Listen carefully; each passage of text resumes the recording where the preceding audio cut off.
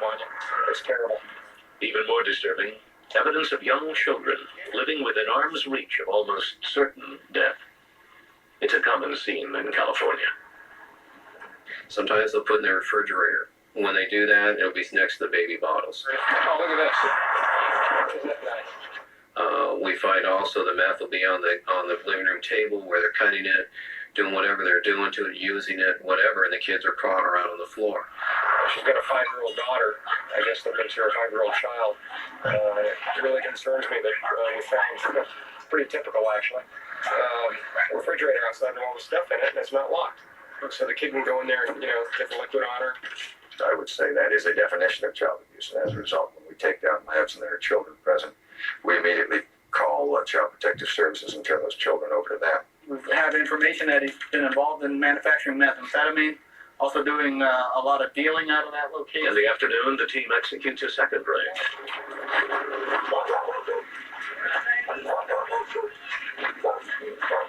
Here they find evidence of another small home cooker and the meth equivalent of bathtub gin. As far as the labs go, it looked like they may have been experimenting with different types of solvent, maybe even gasoline.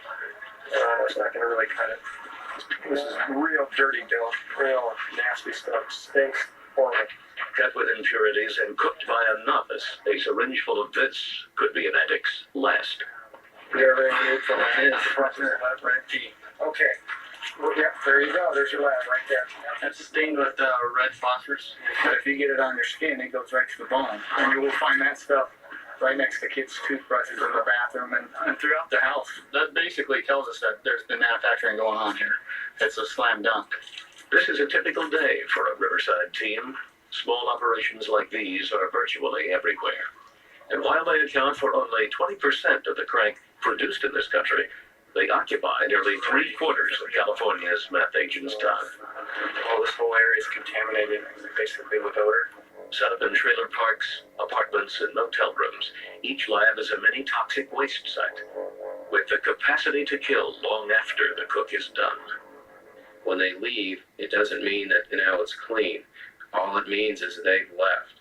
So all the residue they leave behind can enter into the fiber on the carpets, it'll enter into the walls, and you don't know on a hot day if some of that's going to permeate back out, if your child's going to crawl on the floor, if they're going to touch their mouth, if they're going to be contaminated not with just methamphetamine, but some of the byproducts. I would say it's getting more dangerous.